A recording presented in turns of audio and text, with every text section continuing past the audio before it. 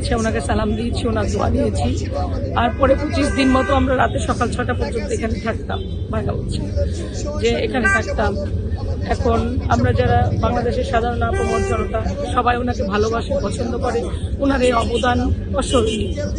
এই বাংলাদেশ ইতিহাসে ওনার মতো আপসীন, গণতন্ত্রের মা এবং মহিষী নারী হয়তো আর জন্ম হবে না।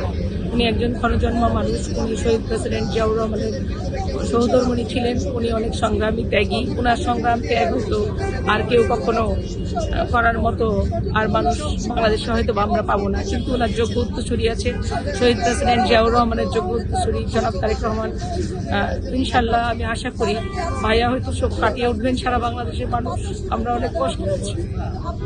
ওনার যেহেতু নিজের মা, ওনার পরিবার কিভাবে যায় না, তবে ইনশাল্লাহ আল্লাহর উপর ভরসা রেখে তার উপর আস্থা এবং বিশ্বাস আমরা রাখতে পারি যে আমাদের রাষ্ট্র পরিচালনার ক্ষেত্রে উনি ইনশাল্লাহ মা এবং বাবার মতো এই ভূমিকা রাখবেন।